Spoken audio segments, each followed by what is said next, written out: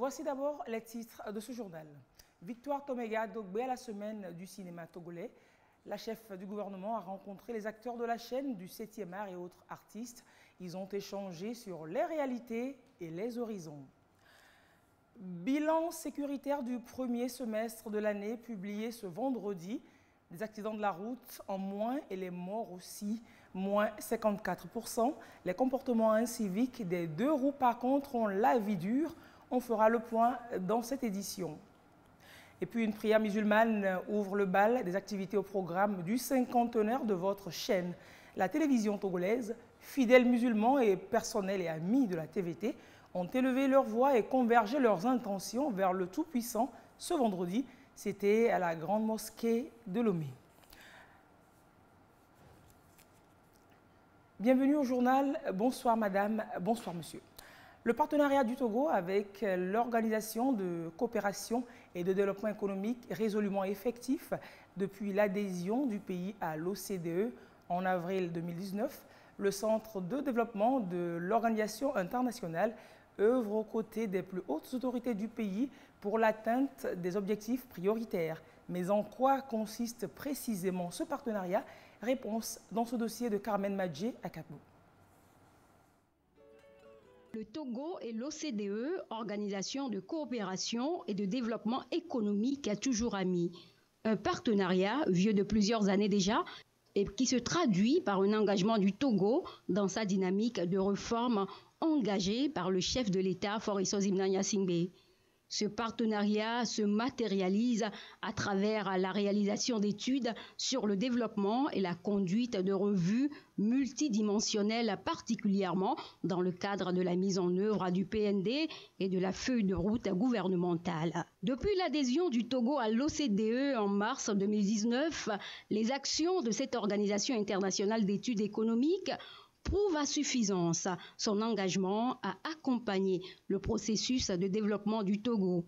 Sur le plan diplomatique, l'ambassadeur du Togo en France a ratifié le 30 janvier 2020 avec le secrétaire général de l'OCDE la convention concernant l'assistance administrative mutuelle en matière fiscale telle qu'amendée par le protocole d'amendement à la Convention concernant l'assistance administrative en matière fiscale. Les 13 et 14 juin 2019, le directeur du Centre de développement de l'OCDE a participé activement au Forum économique Togo-UE.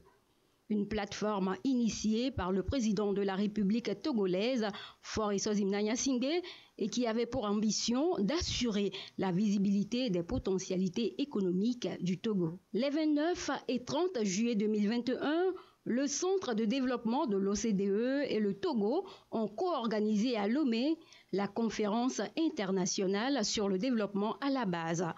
La rencontre a permis aux acteurs de réfléchir sur les moyens à mettre en place pour que la croissance des pays africains participe à l'épanouissement des populations. Du 17 au 19 mai 2022, une délégation conduite par le ministre de l'économie et des finances, Sani Yaya, a participé aux 18e réunions plénières de l'initiative de l'OCDE pour un dialogue politique sur les chaînes de valeur mondiales. Au cours de cette réunion, la délégation a présenté les opportunités et défis de la transformation économique du Togo.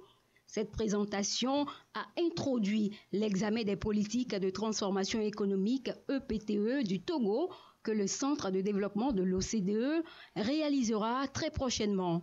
L'EPTE a pour but de contribuer à la consolidation de la stratégie de transformation économique de la République togolaise par le biais d'un groupe d'apprentissage entre pairs établi au sein du comité directeur du centre. Spécifiquement, il vise à fournir un examen de la stratégie de transformation économique nationale, à analyser les opportunités et les défis dans divers domaines et à aider à l'amélioration de la gouvernance et les partenariats pour la transformation économique du Togo. En contrepartie, le Togo, sous le leadership du chef de l'État, Faure Gnassingbé, s'est engagé à jouer un rôle de premier plan pour la paix et la stabilité sur le continent et dans le monde en sa qualité de pays moteur de l'intégration régionale CEDEAO, UEMOA, Union africaine. Il compte faire le plaidoyer pour renforcer l'intégration régionale. Partager ses expériences, notamment en matière d'inclusion des jeunes et de protection sociale. Être un membre actif du centre et s'acquitter de ses obligations. Le Togo est donc intégré dans la base de données de l'OCDE et fait partie de la base de données sur la dynamique du développement en Afrique et de l'indice SIGI, Social Institution and Gender Index.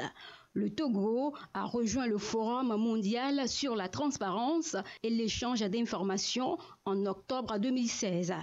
Il a adhéré à la déclaration de Paris sur l'efficacité de l'aide au développement et au programme d'action d'Accra. Le Togo et le Centre de développement de l'OCDE ont une coopération active et dynamique portée par une volonté et un engagement au plus haut niveau de l'État à travers les rencontres périodiques du président de la République, Faure Gnassingbé, avec le directeur du Centre de développement de l'OCDE. Ce communiqué de presse de la présidence de la République, à l'invitation du président de la République démocratique du Congo, son Excellence Félix Antoine Tshisekedi Tshilombo, le président de la République togolaise, son Excellence Faure Gnassingbé, participe ce jour à la cérémonie inaugurale des 9e Jeux de la francophonie qui se déroule à Kinshasa. La présence du chef de l'État à cette cérémonie est l'expression de son engagement pour une jeunesse francophone solidaire, responsable et épanouie. La cérémonie d'ouverture sera marquée par un défilé des délégations pays et un spectacle riche en couleurs, ayant pour trame de fond d'expression de l'unité de l'organisation. Durant 10 jours, plus de 3000 jeunes francophones, dont des Togolais, vont compétir dans plusieurs disciplines sportives et culturelles. Les Jeux de la francophonie visent notamment des notions de valeur, de diversité, de solidarité, d'équité et de culture de l'excellence. Ils se tiennent suivant un concept original qui rassemble la jeunesse des pays francophones autour des arts et du sport, tout en visant à renforcer les principes de l'organisation et la promotion de la langue française. Le Bureau régional de la francophonie pour l'Afrique de l'Ouest, BRAO, a été récemment érigé en représentation de l'OIF, faisant du Togo le premier pays à accueillir la toute première représentation de cette organisation internationale une décennie après sa création. La semaine du cinéma de Lomé a reçu la visite jeudi de Victoire Toméga Dogbé. La chef du gouvernement togolais y est allée apprécier le génie de la chaîne du cinéma togolais et africain. Madame Dogbé a suivi le film Nana Benz de Joël Tchédré. Le Premier ministre, lors de cette visite, a échangé avec les acteurs culturels, floraison de la production, difficultés et aussi perspectives pour le secteur. L'on a ratissé large au cours de la rencontre. Nous retrouvons Ekwissala.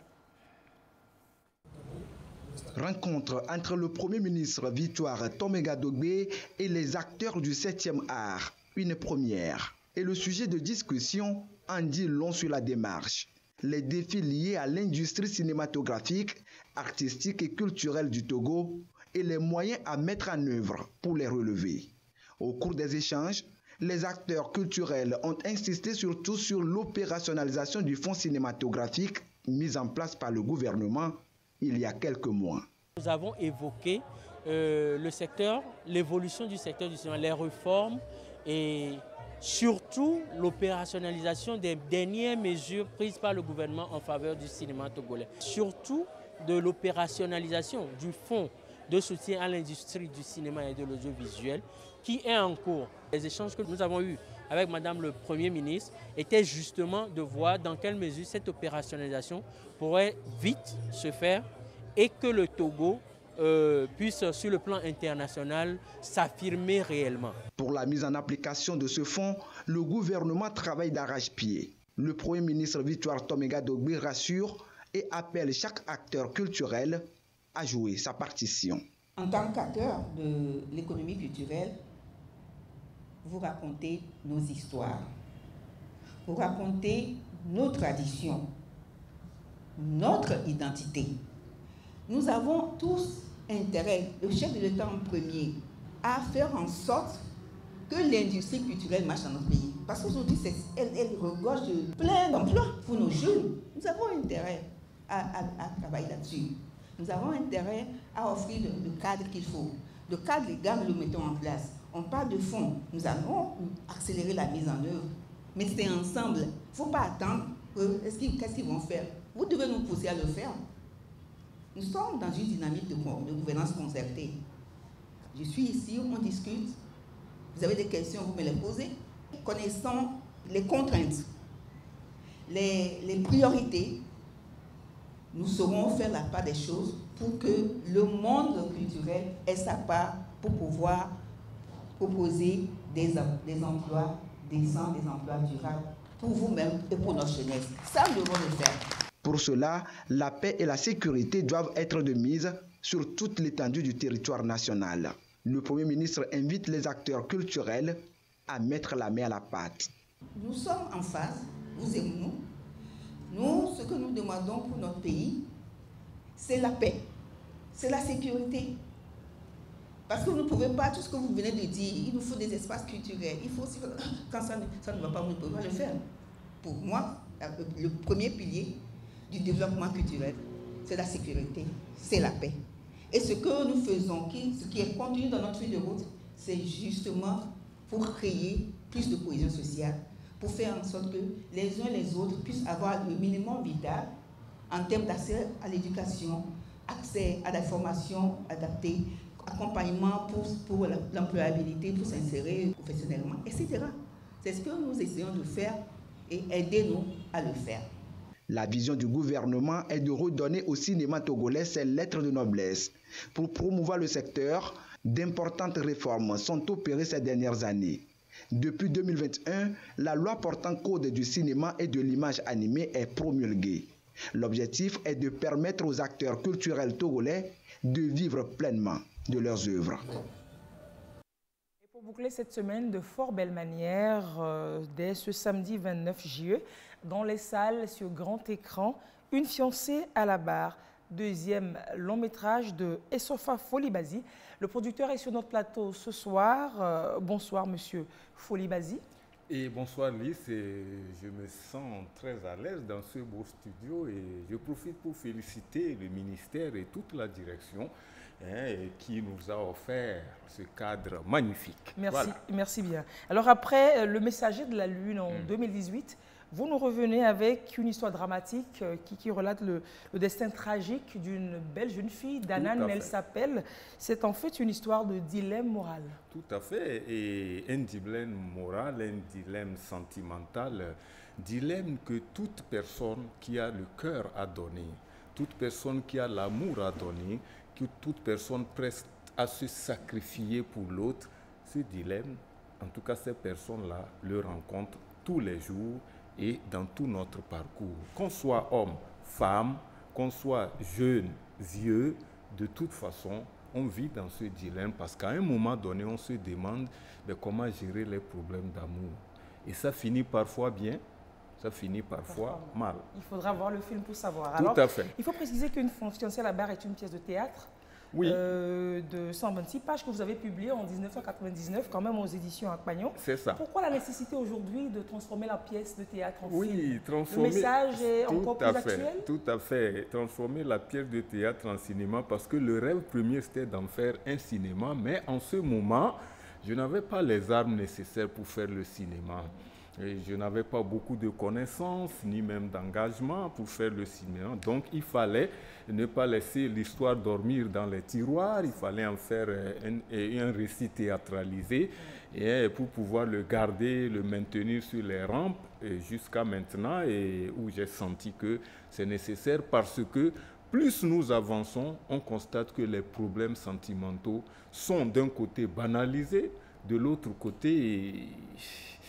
c'est la catastrophe. Des fois, on sent comme vivre une injustice Une très grande injustice. Regardez, Elise, aujourd'hui, les femmes d'entre 25 et 45 ans, vous allez voir qu'une bonne moitié, le foyer est déjà cassé. Après 2 enfants, l'homme est parti chercher ailleurs. Et quand c'est l'homme qui se comporte comme ça ne dérange personne. Quand c'est la femme, on trouve qu'on crie à roue. Et donc, Une fiancée à la barre, c'est un film d'actualité qui parle de tout ce qui se passe entre les hommes et les femmes aujourd'hui, hier, aujourd'hui et demain. C'est cela. Alors, votre œuvre, elle semble très appréciée par la presse et ceux qui sont rentrés dans le secret des dieux pour le suivre, on l'apprécie plutôt bien, on va voir. Le site d'information Elfri, on parle comme d'une œuvre cinématographique remarquable, explorant la complexité de la nature humaine. Oui, tout à fait. Un autre confrère d'un journal en ligne, Togo Bré News, on parle comme d'une expérience captivante et émouvante qui vient démontrer une fois encore que le génie togolais existe vraiment dans le 7e art. Et j'en passe des meilleurs. Juste les raisons pour pouvoir suivre ce film en avant-première, c'est demain. Alors, c'est demain et à 19h. Demain à 19h, à 18h30 déjà, la mise en place commence et à 19h, les choses sérieuses vont commencer. Alors, pourquoi suivre une fiancée à la barre? Suivre une fiancée à la barre parce que justement, chacun de nous se retrouve dans ce film. Quel que soit là où vous êtes, quelles que soient les circonstances dans lesquelles vous êtes, eh bien, chaque séquence traduit à l'instant T la vie que quelqu'un est en train de vivre quelque part. Et cette vie-là qui a besoin de justice, il faut en faire une préoccupation. Et c'est ce que ce film fait. En plus, vous allez voir que le 31, c'est la journée internationale de la femme africaine. Donc, la date n'a pas été choisie au hasard et c'est fait pour rendre justice à la femme. C'est comme ça que je qualifie ce film-là. C'est un film réalisé pour rendre justice à la femme. Pourquoi il faut venir à la salle et Concorde pour le comprendre. L'hôtel de février, demain, samedi donc, à 19h pour l'avant-première. Tout à fait. Merci Sofa Folibasi d'être passé sur ce plateau. Merci. Producteur de ce film Une fiancée à la barre. Il faut dire que vous étiez directeur des programmes à la télévision togolaise. Merci et très belle soirée à vous. Merci Lys et bonne soirée à tous. Je vous attends donc à la salle Concorde. Le ministre de la Sécurité et de la Protection civile a fait le bilan sécuritaire du premier semestre de 2023. La tendance des accidents de la route est légèrement à la baisse, 54% de moins de décès que l'année dernière. On a fait le point sur les actes criminels et autres trafics illicites également. Les précisions avec Dodo Waré. Route nationale numéro 1, la plus meurtrière du premier semestre 2023. 114 morts sur les 282 enregistrés. Le mois de mars a fait plus de morts et de blessés. Les engins en 2 roues battent le record des accidents avec presque 70% des décès. Attention au grand contournement. Cette route à elle seule a fait 25 morts ce premier semestre de l'année. Le ministre de la Sécurité attire l'attention sur quelques faits. Quand vous empruntez certaines artères, vous voyez le comportement des motocyclistes. Tous motocyclistes confondus, il n'y a pas que les émigrants, même les fonctionnaires qui vont en moto. Il y a des chaussées qui sont où des allées sont tracées. Mais malheureusement, quand on voit les motocyclistes, ils s'éparpillent partout. Et le constat aussi, vous avez des motos sans rétroviseur. Les gens de la DSR, prenez note. Les rétroviseurs font partie de la moto. S'il y a des motos sans rétroviseur, ce n'est plus la moto. On voit les motocyclistes qui mettent de gros bagages sur le réservoir. Une fois il a ce bagage, il ne peut plus mouvoir. C'est-à-dire le guidon est bloqué. Vous klaxonnez la trajectoire qu'il a prise, il ne peut plus changer. Je dois leur dire de faire beaucoup attention. 10% de nos usagers de la route souvent sont en état d'ébriété. Je n'ai pas les chiffres d'amende, mais je vais demander au service de durcir. Ce qui m'a frappé, on a eu plus de morts piétons qu'à bord des engins. Il faut que les usagers fassent encore d'efforts pour qu'au prochain rendez-vous, qu'on ait moins de morts sur nos routes. On ne meurt pas deux fois. Et si vous perdez la vie, vous la perdez une fois de bon. Moins de cambriolages ce premier semestre de l'année, hausse des braquages par contre. 23 cas enregistrés avec 3 morts. 8 enlèvements de trop par rapport à l'an dernier. Baisse du vol à main armée. Des cas de suicide et de noyade sont aussi recensés. Les chiffres sont en légère baisse de façon globale. Un réel effort qui a été fait dans presque tous les domaines, comparativement aux chiffres que nous avons eus l'année dernière à la même période. Je voudrais pour cela féliciter tout le monde. D'abord nos populations, pour leur sens du devoir, pour leur prise de conscience. Les usagers de la route, pour leur prise de conscience également.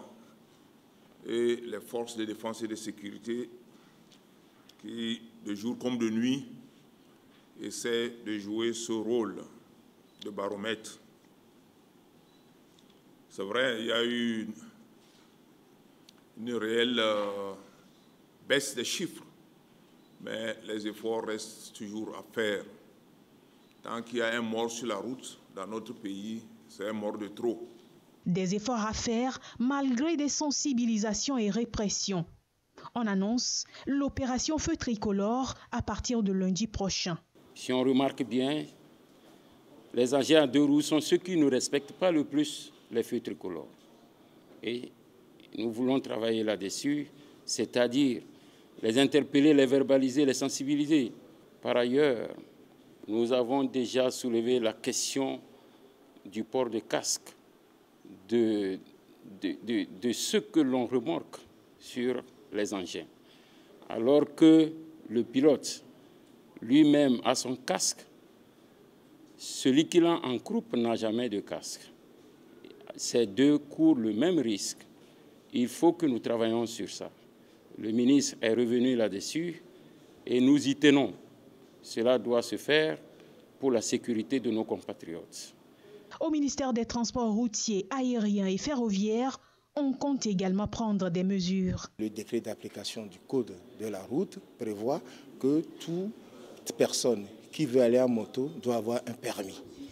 Donc les réflexions sont assez avancées pour que les auto-écoles puissent reprendre la formation à l'obtention du permis qui sera organisée par la direction des transports routiers et ferroviaires, afin que dans un délai pas très extensible, tous ceux qui vont à deux roues motorisées puissent avoir leur permis de conduire. La deuxième chose à faire, c'est quand même de revoir les curricula de formation pour les usagers de la route, afin qu'ils sachent que le piéton est prioritaire, parce que voilà des concitoyennes et concitoyens dans la traversée de la chaussée ou qui pratiquent la marche à pied le long de la chaussée qui perdent leur vie. Il va falloir que nous soyons regardants au niveau de la formation des autres usagers de la route à travers quelques actions en termes d'aménagement physique de la chaussée, les zones refuges, parce que nous avons des boulevards de plus en plus larges, il faut des zones refuges au milieu de ces boulevards, et puis la sensibilisation, quelques aménagements de type dos d'âne aux abords des pôles générateurs de trafic, tels que les centres scolaires, de santé, de commerce, etc., afin de réduire cette tendance de nombre de tués qui vont à pied. À chacun de prendre ses dispositions pour éviter le pire, en respectant notamment les règles de circulation. Investissement et coopération économique internationale, le Togo et la République de l'île Maurice en ont discuté cette semaine. C'est à la faveur d'une visite de travail effectuée par la ministre de la Promotion de l'Investissement et une délégation togolaise en terre mauricienne. Une visite donc ponctuée par plusieurs activités. On en fait le point avec Uri Chamiga. Port-Louis, l'une des capitales de l'Afrique de l'Est au climat paisible. C'est ici que commence une nouvelle étape de rapprochement entre le Togo et l'île Maurice. Un rapprochement économique qui se concrétise à la faveur de la présence en terre mauricienne de cette délégation togolaise conduite par la ministre de la Promotion de l'Investissement, Rose Kaimi-Vedor Sambiani, accompagnée des représentants du secteur public, du privé et de la coopération allemande GIZ. Partage d'expériences, promotion de la destination Togo, perspective de partenariat institutionnel entre la République de Maurice et le Togo sur le plan de l'investissement, ainsi que les priorités des deux pays en matière d'accords économiques. Des sujets au cœur de riches échanges avec l'Economic Development Board. Des visites d'entreprises dans des secteurs de services externalisés, de l'agro-industrie ou encore du textile. Une table ronde et une session B2B mobilisant plus de 70 entreprises privées mauriciennes. Mais aussi des discussions destinées à s'imprégner de l'expérience mauricienne en matière de simplification administrative, de digitalisation des services publics, de planification économique et de développement de chaînes de valeur industrielles. Tous des secteurs sur lesquels le Togo entend s'améliorer. Benchmarking, table ronde, suivie d'une signature de mémorandum d'entente entre le ministère de la Promotion de l'Investissement et le Conseil de développement économique mauricien, la principale agence gouvernementale chargée de promouvoir l'attractivité du pays. Un protocole de partenariat a été en outre conclu entre les chambres de commerce et d'industrie des deux pays. La mission s'inscrivait dans le cadre du renforcement de la coopération économique entre le Togo et l'île Maurice, un engagement du président de la République Faure Sozimnania Singbi et du Premier ministre mauricien Pravind Kumar Jugnauth. À l'occasion, une visite de prospection du secteur privé mauricien est annoncée à Lomé pour le début du 4e trimestre. Le programme Carrefour Jeunes, une plateforme d'échange des jeunes entrepreneurs, était à l'étape d'Atakpamé au profit des jeunes entrepreneurs de la région des Plateaux.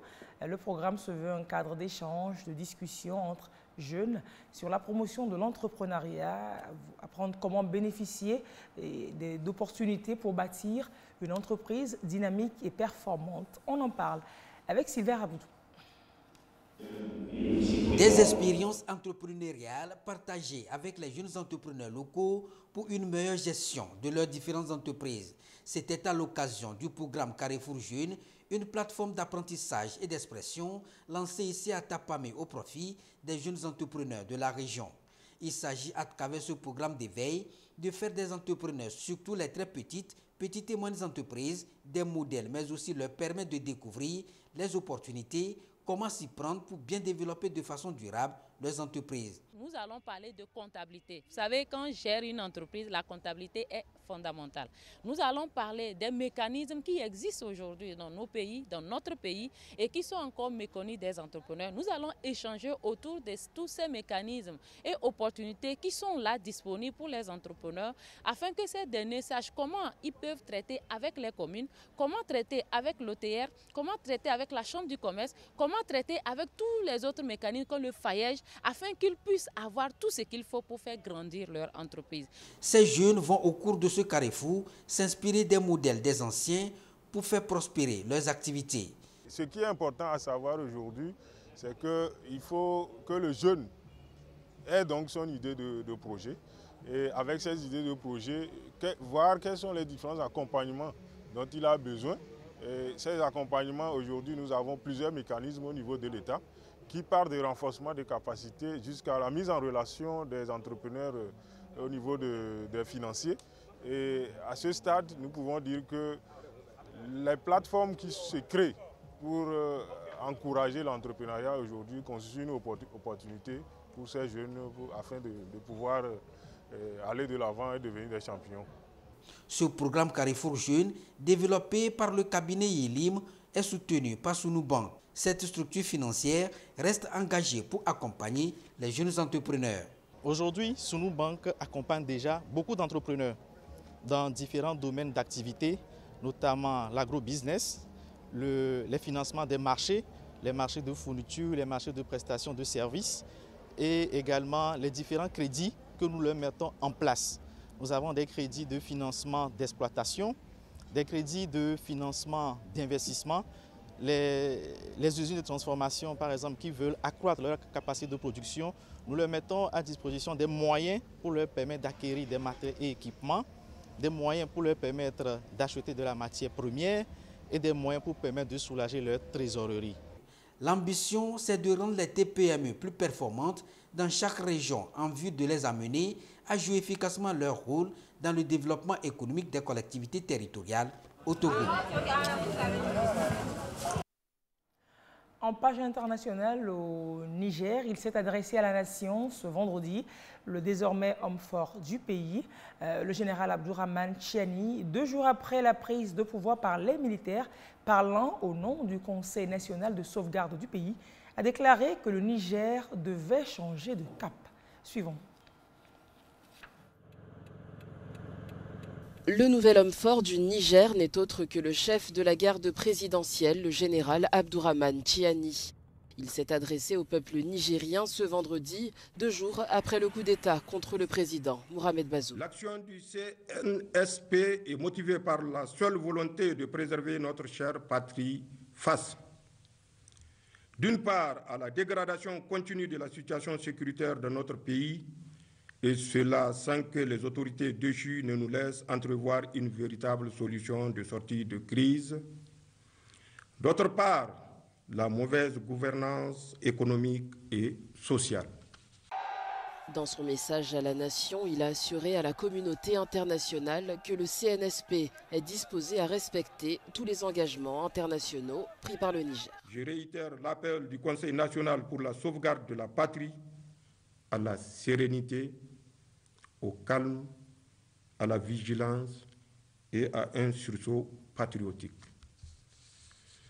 Pour qu'ensemble, à l'unisson, nous puissions relever les défis sécuritaires, économiques, sociaux évoqués plus haut. À l'endroit de la communauté internationale, le Conseil national pour la sauvegarde de la patrie réaffirme sa volonté de respecter tous les engagements internationaux souscrits par la République du Niger ainsi que des droits de l'homme. Le général Tiani, haut gradé réputé discret, commande la garde présidentielle depuis sa nomination en 2011 par Issoufou Mamadou, prédécesseur de Mohamed Bazoum.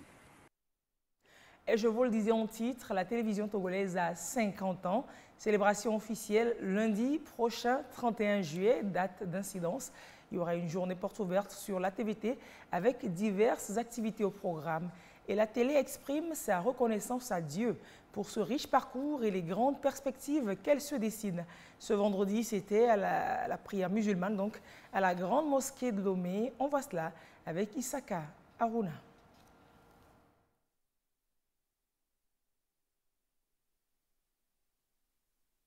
Cette journée bénie du vendredi est empreinte d'une atmosphère de louange à Allah dans toute sa grandeur. L'imam guide les fidèles dans cette prière de reconnaissance envers le Tout-Puissant, implorant sa bienveillance sur la télévision togolaise, cet instrument de communication puissant qui s'est construit au fil des années. Les responsables de la TVT expriment leur confiance en la protection divine en citant les paroles du Coran.